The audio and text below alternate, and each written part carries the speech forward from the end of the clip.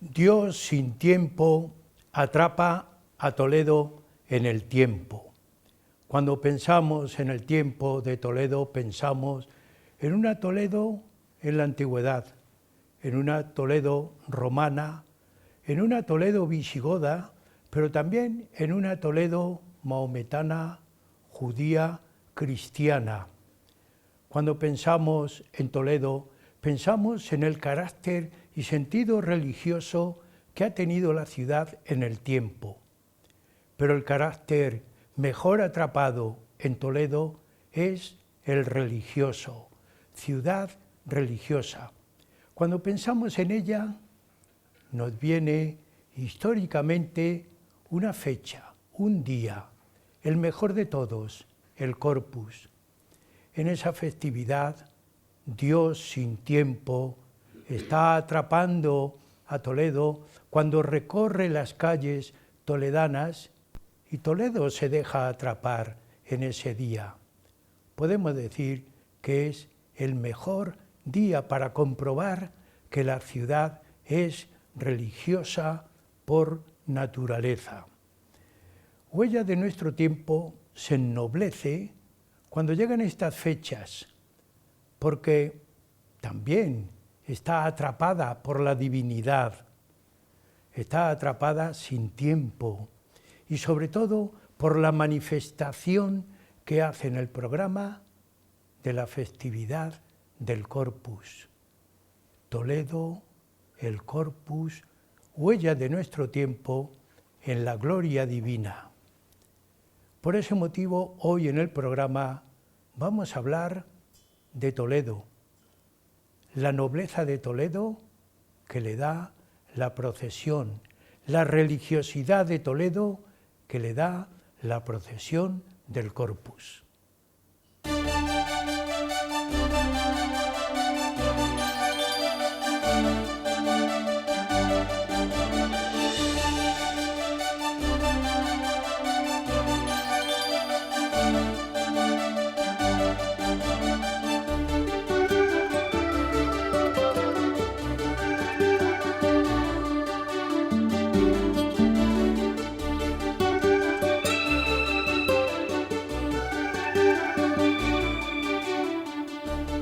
Toledo se ennoblece cuando llega el Corpus, pero también huella de nuestro tiempo eleva su espíritu, también se ennoblece.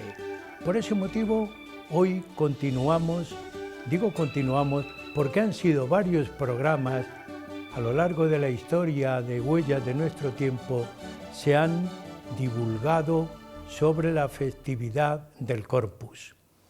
Hoy contamos con el gran divulgador del Corpus toledano.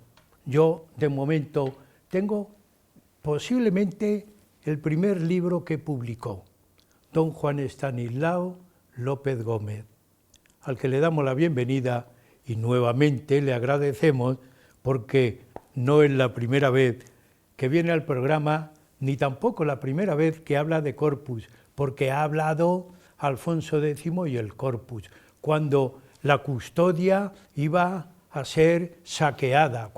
Es decir, todos los temas hemos hablado de Corpus. Así que bienvenido, Juan, nuevamente a refrescarnos, porque refrescar la festividad del Corpus en el programa Huella de nuestro tiempo. Así que bienvenido con puntos suspensivos. Bueno, pues muchas gracias, Andrés. Sabes que es un placer estar siempre contigo y si encima se habla del Corpus, pues mucha más alegría me da estar aquí con vosotros. Amigos, yo he traído solamente la primera publicación de don Juan Estanislao, una publicación aparentemente sencilla, pero de gran contenido porque se maneja también muy bien.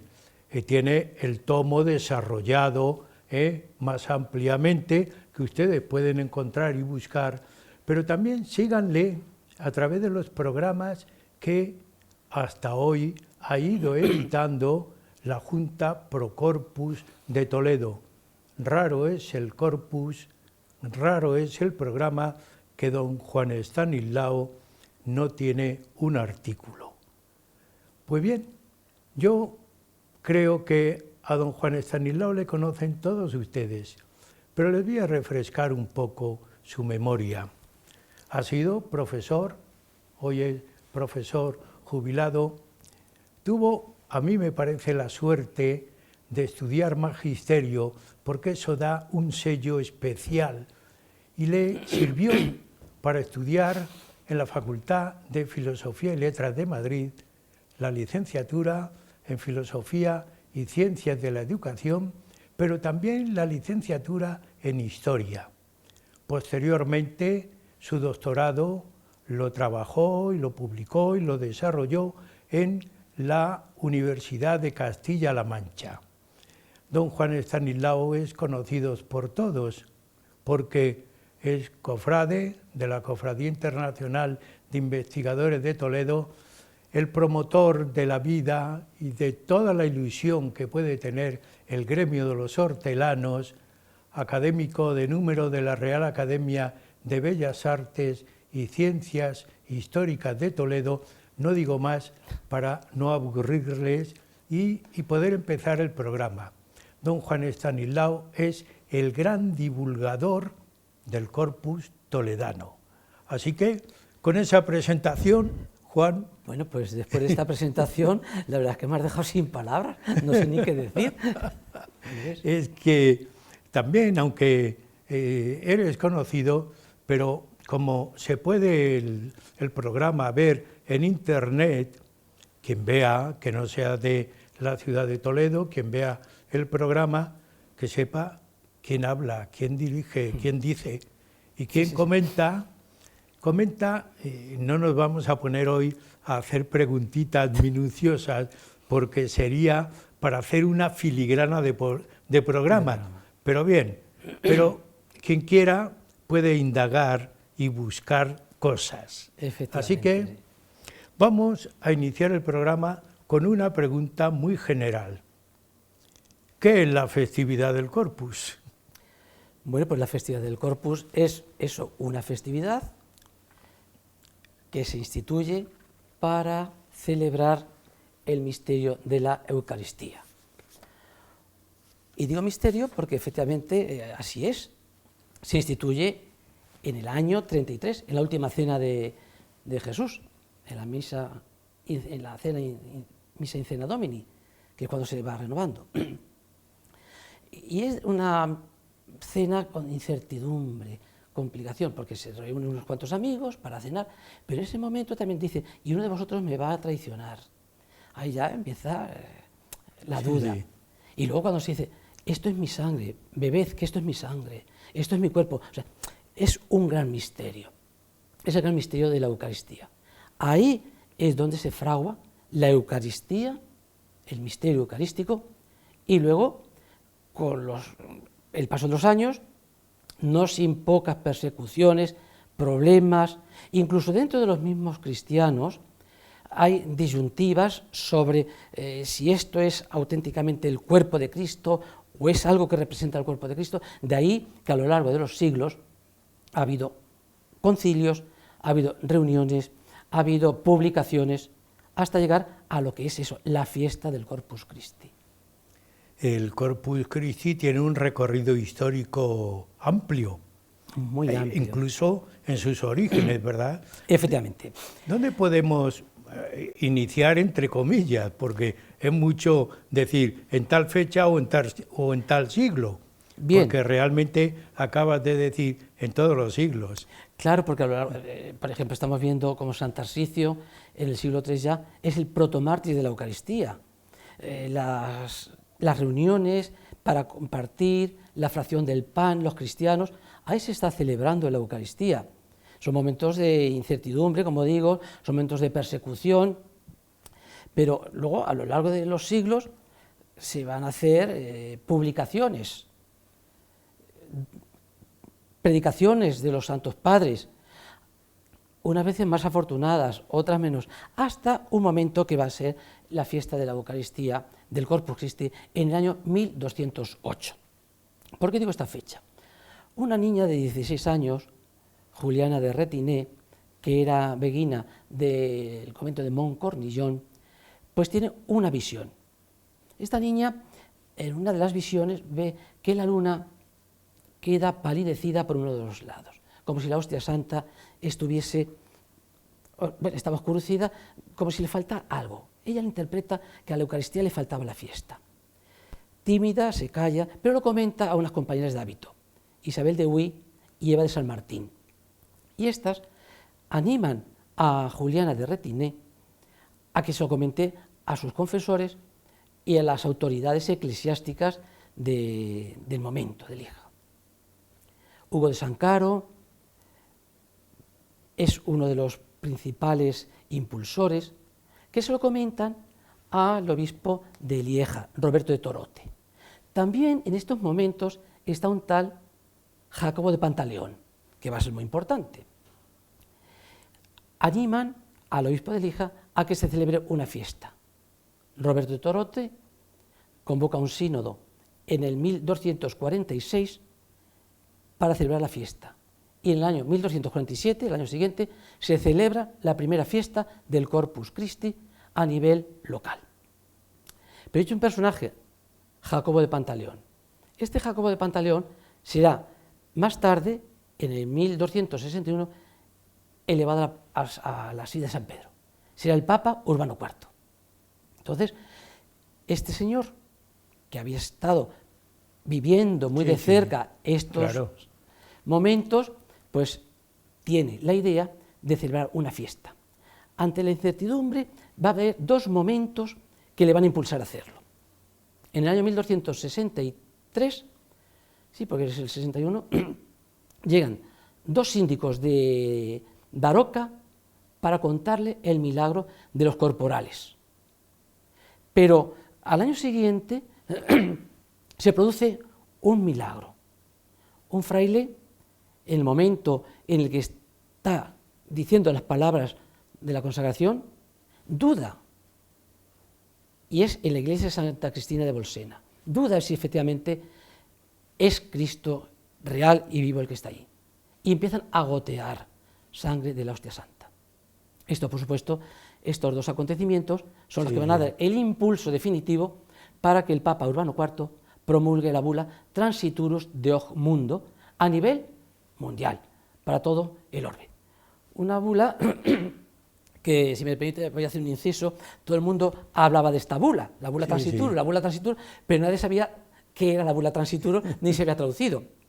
Entonces, abusando de la amabilidad de un amigo y compañero, Juan Carlos Gómez Gordo Consentino, profesor de clásica, pues le dije que tradujera. Entonces, en uno de mis libros está traducida esta bula Transiturus Deoch Mundo, que se divide en 5 partes. La Eucaristía, la exhortación a celebrar la fiesta, por qué se hace la fiesta, cuándo se hace la fiesta y luego las indulgencias que se dan para esta celebración. La razón que da la bula, el Papa Urbano IV, dice que si todos los santos tienen un día señalado y especial para festejar al Señor de los Señores, al más santo de los santos, había más que motivo. uno. ¿Qué fecha se elige? Pues dice el documento, 5ª feria después de la octava de Pentecostés, o sea, el jueves. Desde ese momento se hace. ¿Por qué el jueves? Pues porque, aunque el Jueves Santo es la institución de la Eucaristía, se dice en el documento que ese día hay muchas cosas y puede pasar desapercibido. Es un día entre alegría y tristeza, porque Cristo va a morir. Es el día del lavatorio de los pies. Por cierto, que hay que decir que esto del lavatorio de los pies se instituye aquí en Toledo en el 6º concilio de Toledo y luego se divulga a todo el mundo. Es el día del amor fraterno, o sea, el día de la penitencia. Muchos acontecimientos importantes, entonces puede pasar un poco desapercibido la fiesta de la Eucaristía. De ahí que la saca del Jueves Santo y eso sí, la vuelve a dejar en otro jueves. Estamos hablando del siglo XIII, ¿no? 1264 exactamente. Pero posteriormente se va estableciendo, instituyendo, se está marcando ya un poco el sentido de divulgación fuera del templo, ¿no? Bueno, vamos a ver, fuera del templo. En el momento en que hablamos del corpus rápidamente, la procesión. Sí.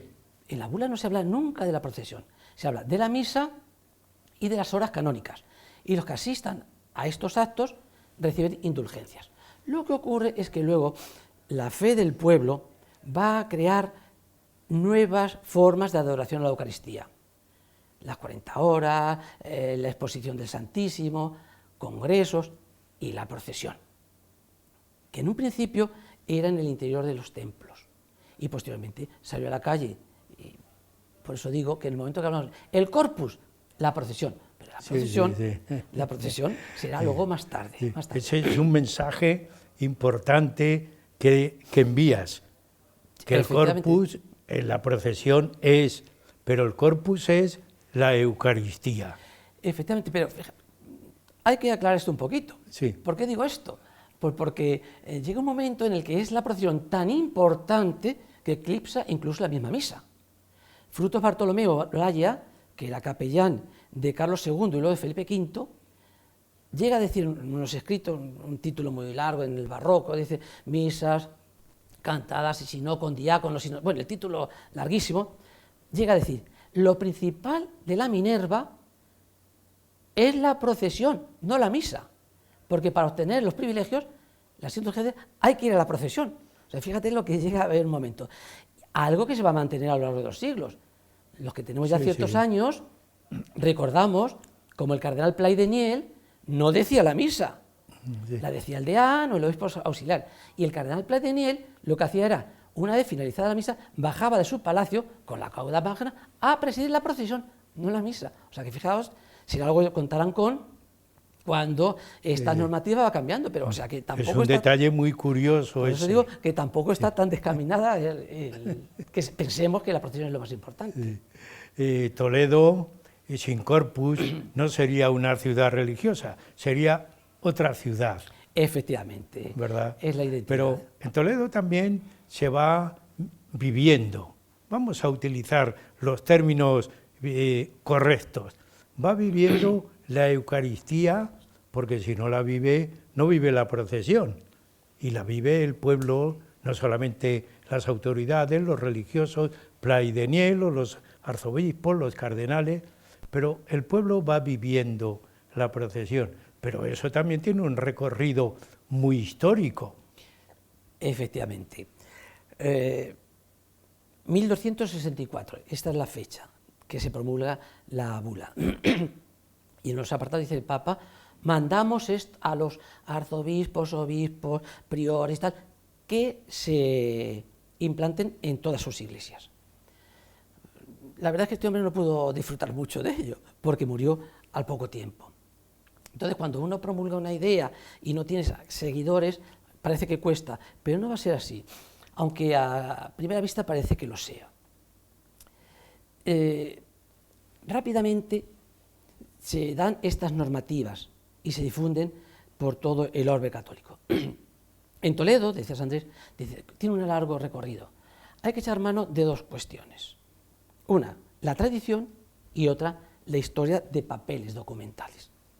El primer papel documental que tenemos se remonta al año 1333, que hasta hace unos años se pensaba que era más tarde, pero adelante. ¿Por qué? Pues porque entre uno de los legajos de estos papeles, recordemos que el material papel no existía, manuscrito, era muy difícil, entonces se aprovechaban libros. Sí. Y escritos en un libro, si quedaban 8 o 10 paginitas, esas había que aprovecharlas.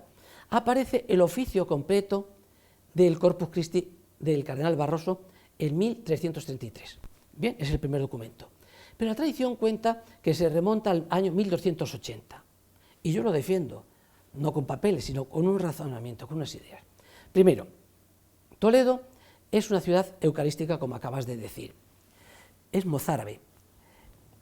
La mozarabía toledana, el rito mozárabe es eminentemente eucarístico. Lo vemos en los himnos, en los rezos, es eminentemente eucarístico. Cualquier tema que viniese aquí a Toledo para adorar a la Eucaristía sería bien recibido. Otro tema es que Toledo, desde el año 1088, por la bula Custis Santorum, el Papa Urbano II concede la primacía a Toledo. El arzobispo de Toledo es el primado de España. Algo real, verdadero, tangible, no como ahora, es algo honorífico. El arzobispo de Toledo es algo honorífico. En ese momento no. Lo que quiere decirse que esa bula, aunque no la hemos encontrado esa llegaría a Toledo. Si llega a todas las diócesis, no va a llegar a la sede primada. Y si todos los obispos están vinculados con el obispo de Roma, el cardenal, el arzobispo de Toledo, tiene que tener un vínculo mucho mayor. Luego está obligado de forma más perentoria a los otros obispos.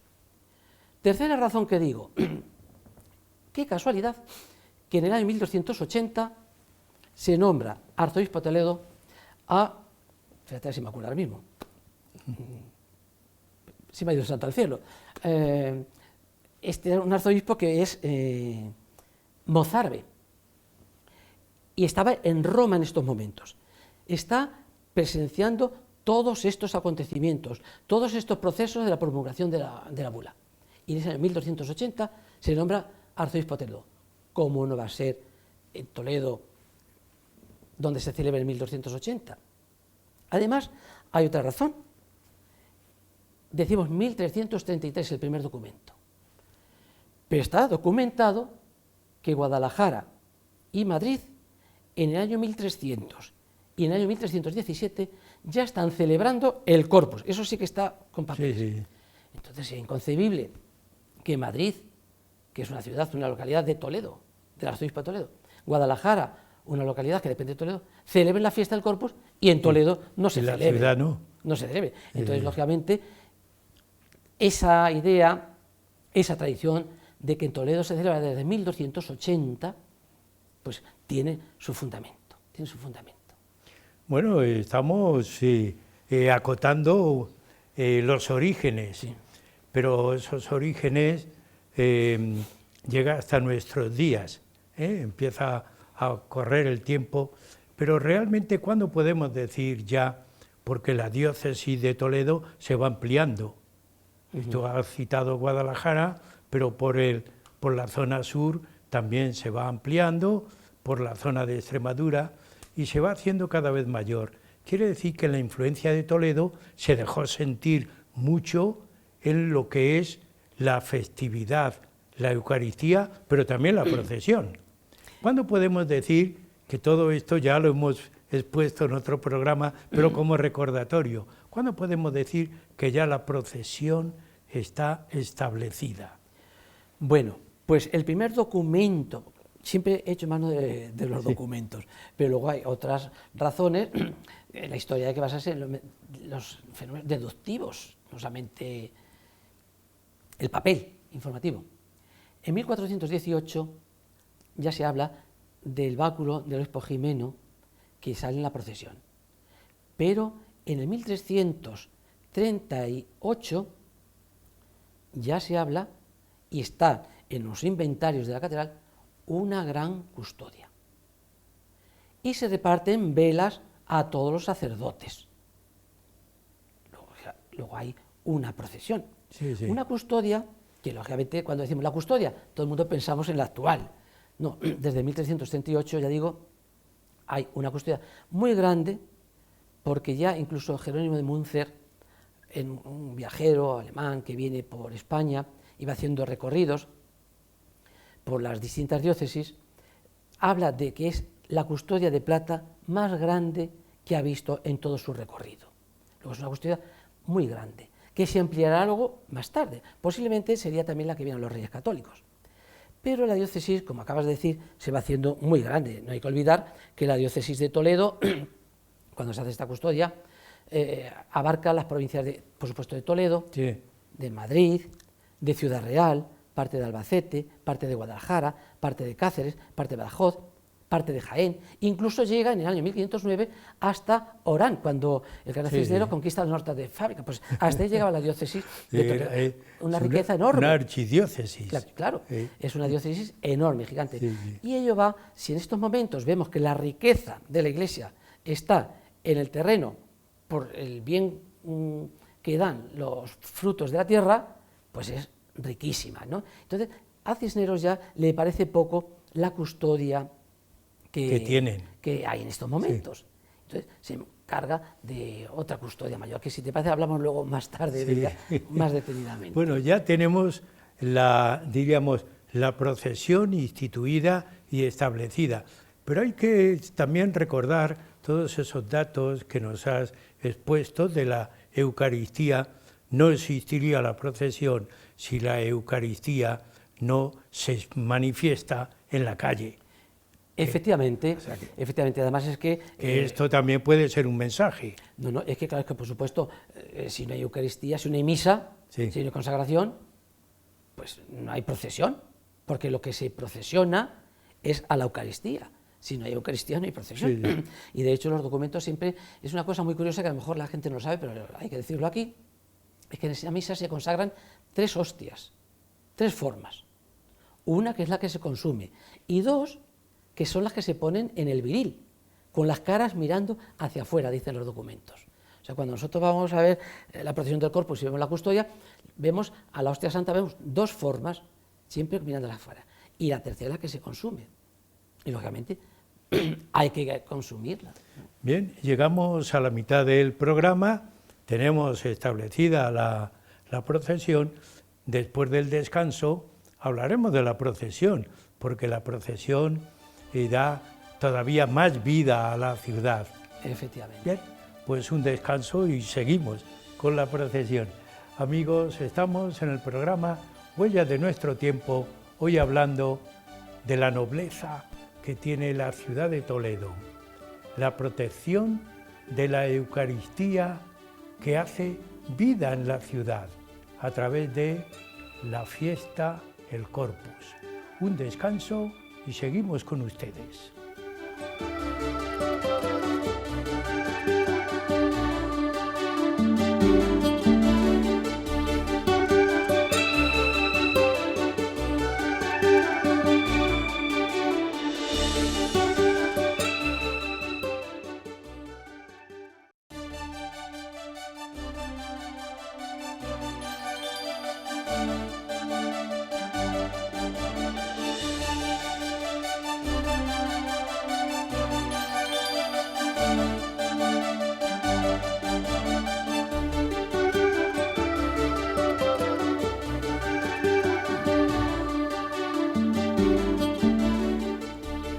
Continuamos en el programa Huellas de nuestro tiempo, que hoy se ennoblece porque está tratando el día más sublime de Toledo, el Corpus Christi. Sigue con nosotros en el estudio don Juan Estanislao López Gómez, que en la primera parte del programa nos ha situado históricamente, temporalmente, la Eucaristía, el desarrollo de la Eucaristía, la divulgación a través de la procesión en la calle. Continuamos con la procesión, pero en Toledo. Cuando hablamos de la procesión de Toledo, tenemos que hablar de un largo recorrido, no solamente por el recorrido de calles que tiene que hacer, sino por los grandes personajes, acontecimientos que van ocurriendo en ella. Le vamos a preguntar a don Juan Estanislao por la procesión en esta segunda parte del programa. Cuando pensamos en la procesión, enseguida la gente dice, la Guardia Civil, el pertiguero, tiene unas peculiaridades que también son dignas, por lo menos, de citarlas. ¿Cómo podemos, por lo menos, resumir?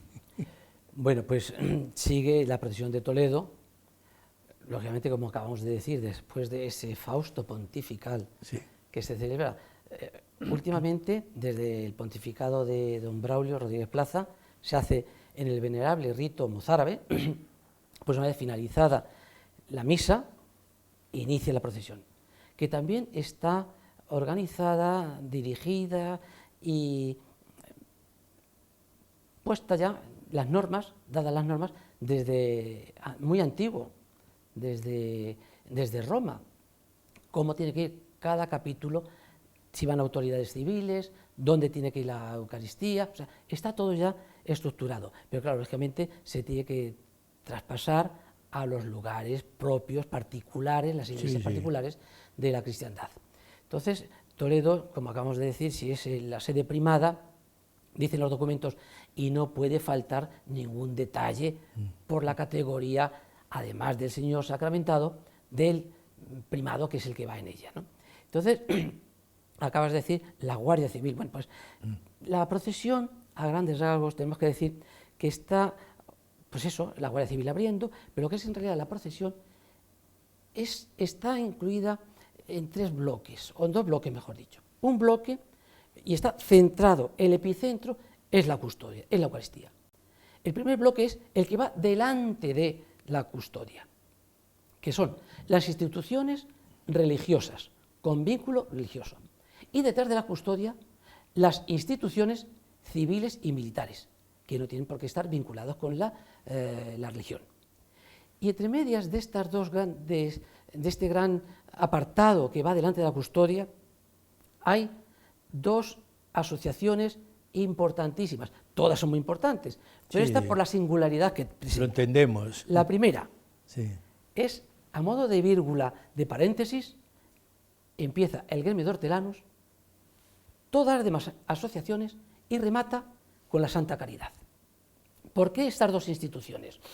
El gremio de hortelanos es la única institución que permanece viva desde la Edad Media y tienen el privilegio de abrir la Eucaristía.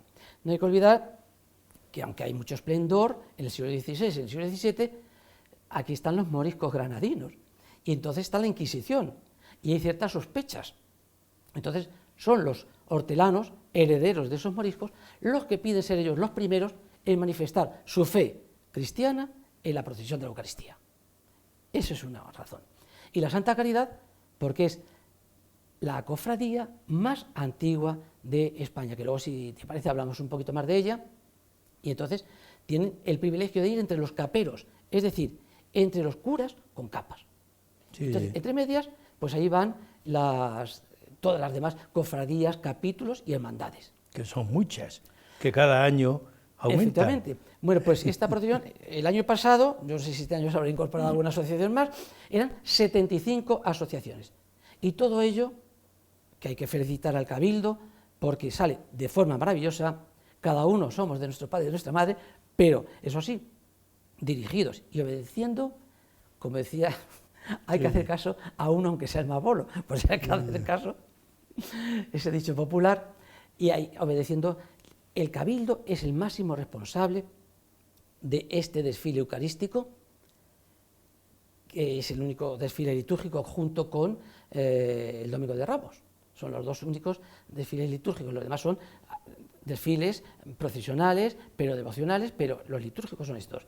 Entonces, el Cabildo, repito, porque hay que reconocer la labor y el trabajo ímprobo que hace para que esto salga adelante y salga bien como sale todos los años. Cuando vemos la procesión, ya en la calle, ha citado auténticamente toda la estructura fundamental de la procesión. Pero la historia de Toledo, de tantos siglos, ha ido, diríamos, complementando, ¿verdad? Ciertos detalles. Bueno, más que perdona que te interrumpa, más que complementar, lo que he ido haciendo, suprimiendo cosas para realzar la importancia de la Eucaristía. Porque en la Edad Media está documentado que en la procesión salían carretas y salían andas con reliquias de los santos. Incluso había carretas con hombres y mujeres subidas en ellas, simulando, representando a santos, a la Virgen, a ángeles, y todo esto podía un poco despistar, desvirtuar el fin último, que era la adoración a la Eucaristía. Entonces, por eso digo que más que ir aumentando, lo que ha sido retrocediendo, suprimiendo, pero quedan, eso sí, figuras muy destacadas, como por ejemplo el pertiguero. ¿A quién no le suena el pertiguero? ¿No? Pues es un personaje barroco que con su pertiga va anunciando la presencia de la Eucaristía, de la procesión. Que no hay que confundir con otros documentos, hay que tener muy en cuenta y con mucho cuidado la figura del pertiguero. Ahora queda uno. Bueno, perdón, ahora ya son 3. ¿Y dónde están estos 3 pertigueros? El de la procesión es un señor con una capa blanca y una peluca, que todo por quien es conocido, que es el pertiguero de la procesión. Pero la noche antes sale también un pertiguero, de forma lúdica, de fiesta, con un palo muy largo, que va abriendo el recorrido, es cuando ya se pueden ver las calles. Pero es que también hay otro pertiguero, que es el práctico, que es el canónigo obrero de la catedral, con unos empleados de la catedral, y van con una pértiga, sin adornos, van de obreros trabajando, para ver si los adornos están a una altura adecuada para que la custodia no se choque con ellos, no se estropee. Entonces hay varios pertigueros. La procesión es el más lujoso y más vistoso. Bueno, es un detalle que también conviene históricamente indicar y decir. Pero los fieles llenan todas las partes de la procesión. Todo ese primer gran bloque, tú has dicho 75 asociaciones. En total, aproximadamente. En total. No, es que lo he contabilizado. En total. 75, sí. Pero van de todas las edades, de todas las hermandades, de todas las cofradías de la ciudad. Y algunos que no son de la ciudad también desearían incorporarse. Y ahí sí que tienen que poner el cabildo un poco freno, ¿verdad? Bueno, efectivamente toda la ciudad no puede salir a la procesión. Entonces toda la ciudad sale con sus representantes. No hay una sola cofradía, ninguna hermandad que hayan solicitado ingresar en la procesión y no salga. O sea, todos nos hemos visto representados, incluso nuestros hijos, nuestros nietos.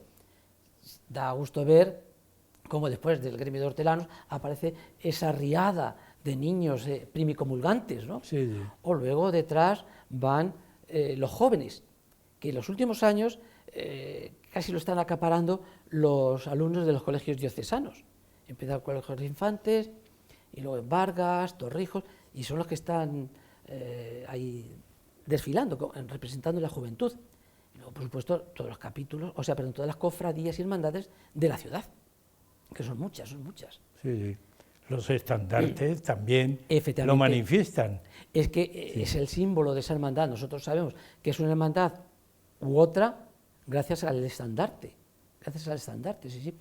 Y estas hermandades son, yo he hablado del gremio de hortelanos y he hablado de la Santa Caridad, que son antiquísimos, pero es que estas hermandades, algunas de ellas, se remontan al siglo XIII y el siglo XIV, que son auténticas joyas históricas, del XVII, del XVIII, o sea, es una presencia viva, real, de la fe durante siglos en Toledo. Sí. Nosotros en el programa hemos tenido otros años, porque cada año vamos cambiando el escenario y también los invitados, que suelen ser muchos. Y hemos tenido aquí en el plató, en el programa, capítulos y cofradías, diríamos, un poco más llamativos por su ropaje, su indumentaria. No quiere decir que tengan más importancia que los estandartes de las cofradías de gloria de la ciudad. No digo eso.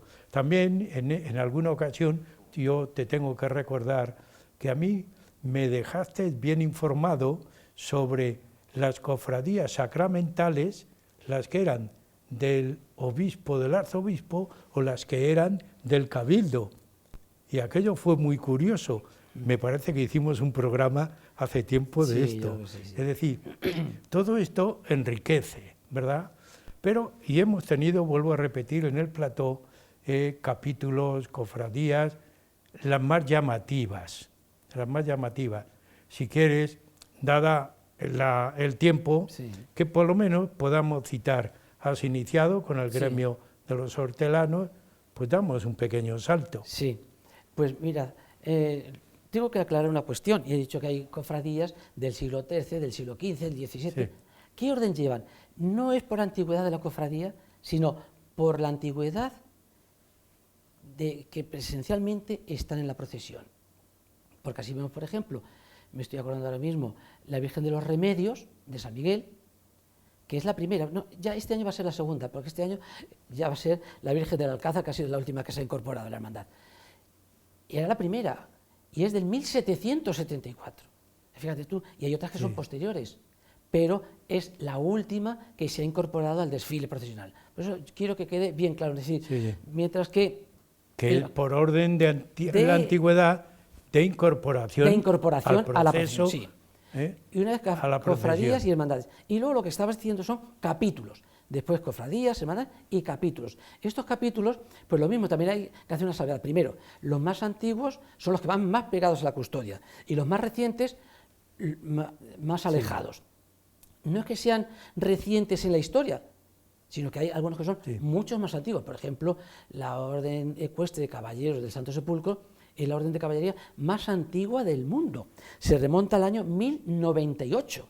Fíjate tú de cuándo es esto, ¿no? O, por ejemplo, la Orden de Malta. La Orden de Malta, que es fija en el año 1018, iba detrás. Iba a decir, bueno, ¿cómo es la más antigua? Es que la Orden de Malta en un principio era hospitalaria, luego será caballeresca, pero en un principio es hospitalaria. Por eso he dicho yo que la Orden Ecuestre del Santo Sepulcro es la más antigua del mundo. Bueno, pues estaban más alejadas de la custodia. Son las más recientes. Entonces, este orden, o por ejemplo, me estoy acordando de los caballeros del Corpus Christi, son más recientes que otros. ¿Pero por qué van más próximos a la custodia?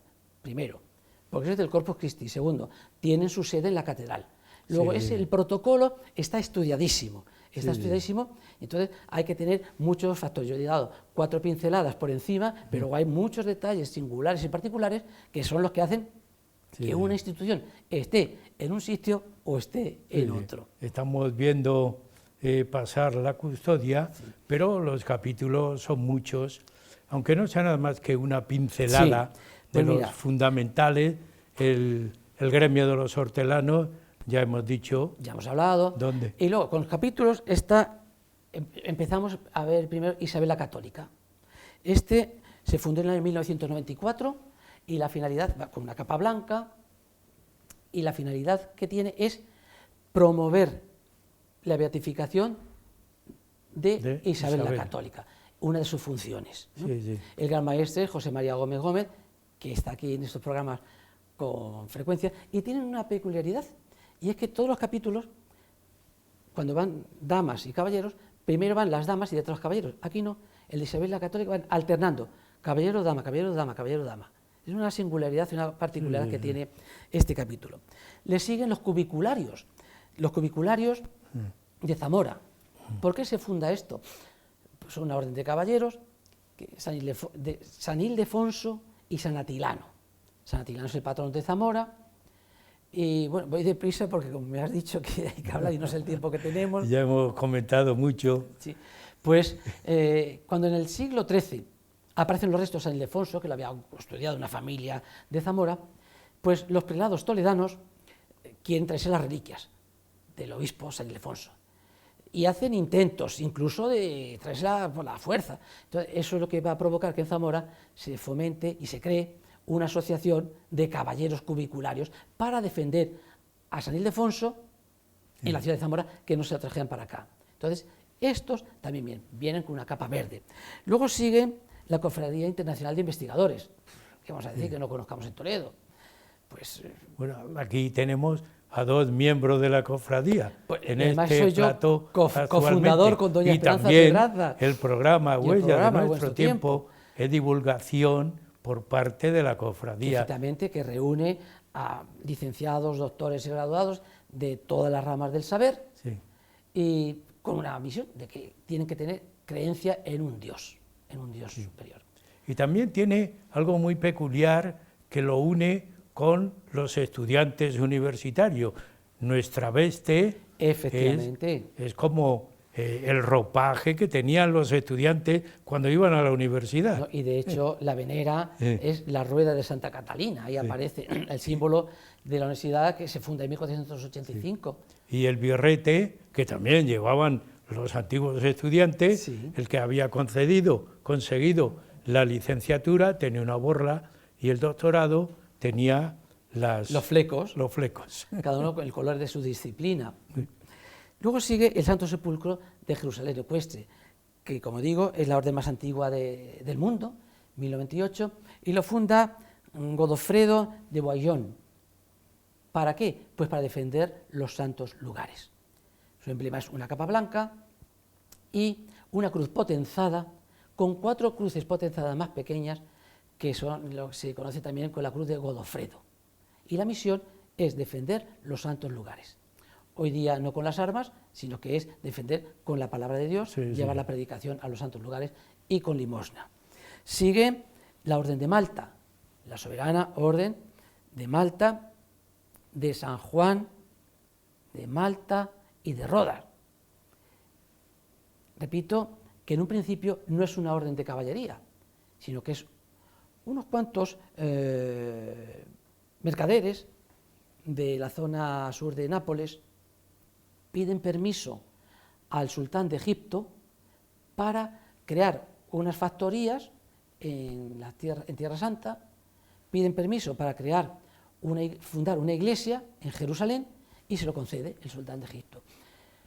¿Para qué? Pues para la idea de proteger y curar, porque también crean hospitales, por eso es hospitalaria, la orden hospitalaria, de curar a estos peregrinos que iban a Tierra Santa.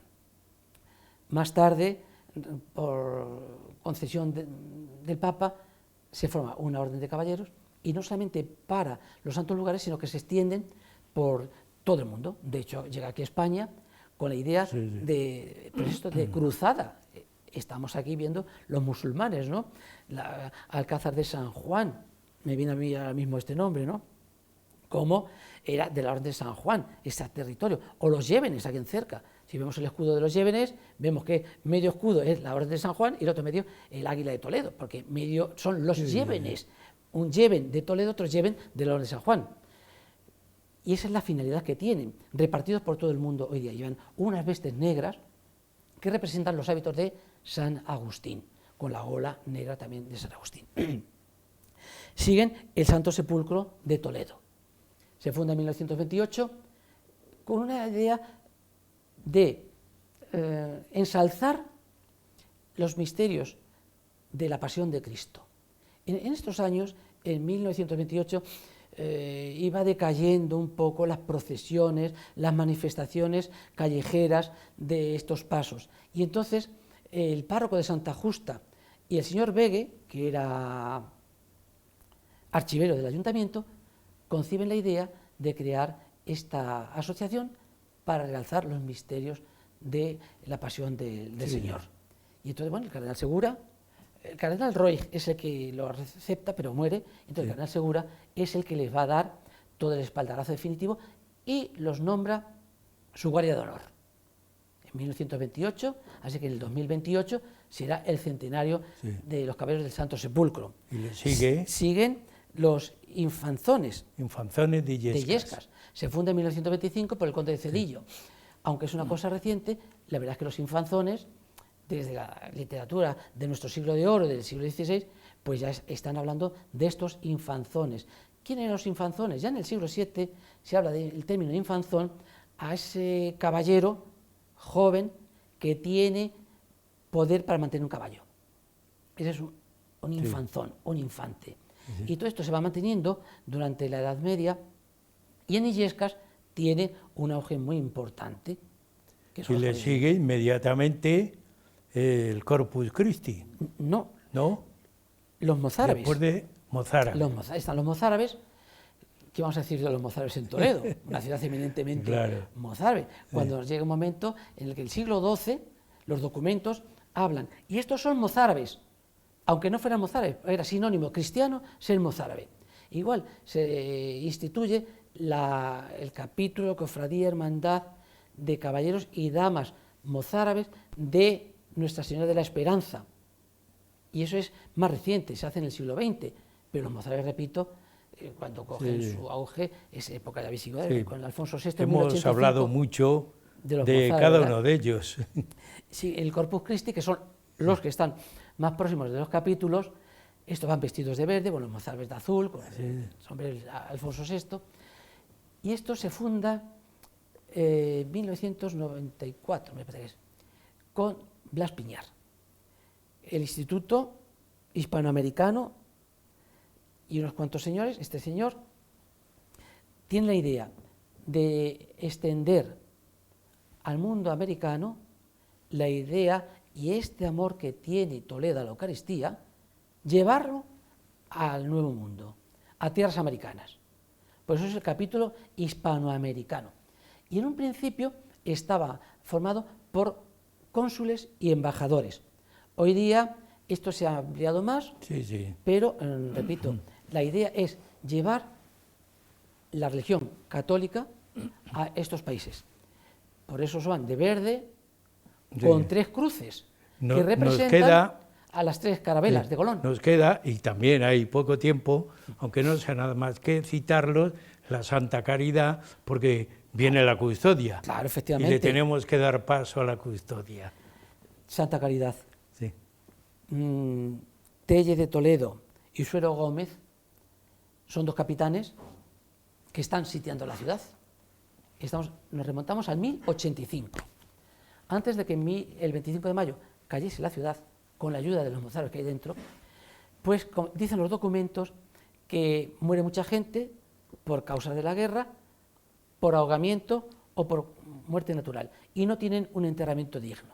Entonces, estos capitanes, con otra gente noble, fundan la Santa Caridad para dar sepultura digna a estos que fallecen en la guerra. Con el tiempo, lo que se hace esto se amplía, y entonces esta caridad, por eso cogen, su emblema es Deus Caritas es, Dios es amor. Entonces, ese amor lo que traspasar a Caritas, que estamos hablando, sí, ¿no? Sí.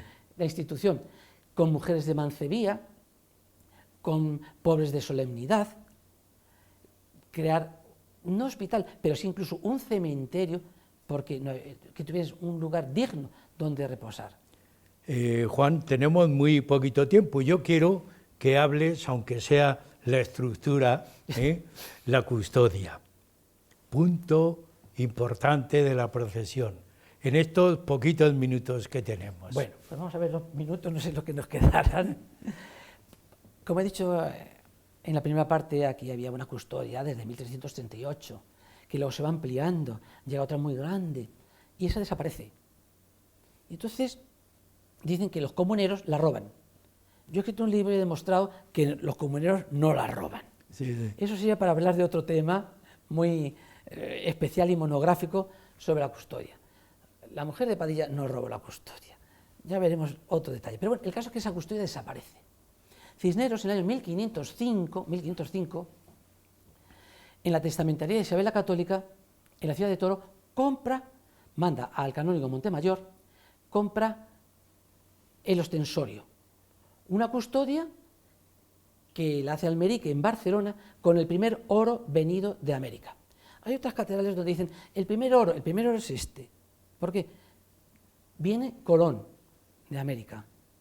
Los reyes católicos están en Barcelona y Colón muestra ese oro a los reyes católicos.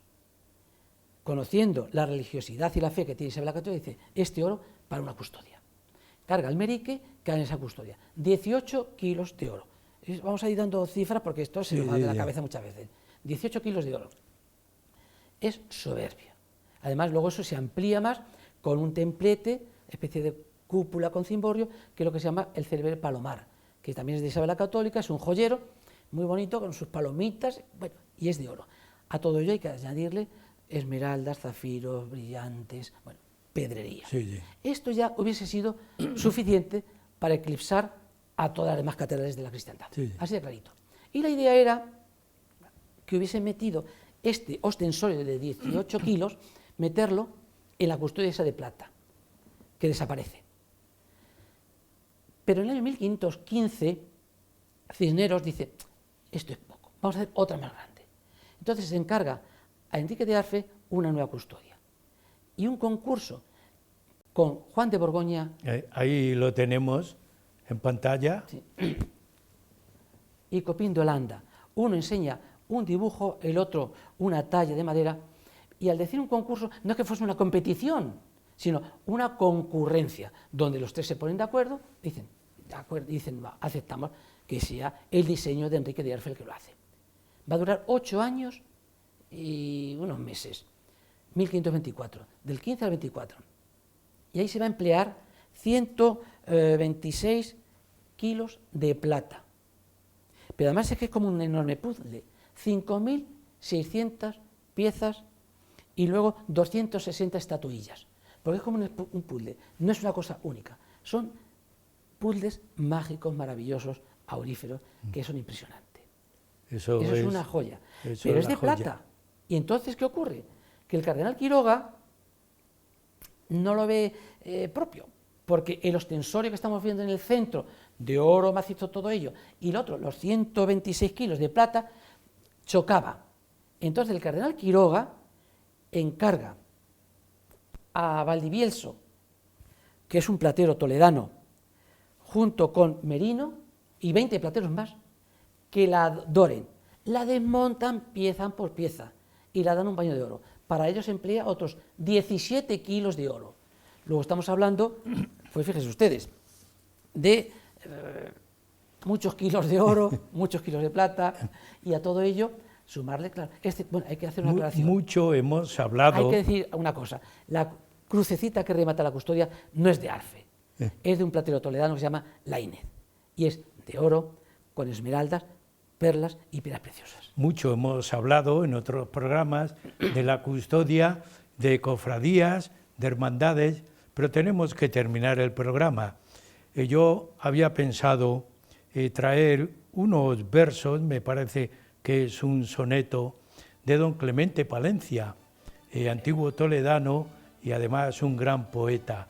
Y gran cantor de la Eucaristía. Qué mejor fin del programa que leer este poema, este soneto, que dice así: alto trono de amor te ha preparado la ciudad imperial para este día, perlas que se cuajaron a porfía para ocultar tu amor aprisionado, calles en que la historia ha perfilado rincones de leyenda y poesía, recato monacal y celosía, el cielo azul y un suelo perfumado, el tapiz, el incienso y el romero, la canción vegetal que se hizo aroma, roca en fuego, la tierra conmovida. Sobre el gozo del aire mañanero, tu custodia en la luz, por donde asoma el pan de la verdad y de la vida. Pues, Juan Estanislao, gracias por todo este recorrido histórico que nos has ofrecido y hasta el próximo programa. A tu disposición. También a ustedes yo les agradezco que continúen con nosotros cada semana, porque ya saben, Huellas de Nuestro Tiempo cada semana les ofrece un tema nuevo. Hasta la próxima.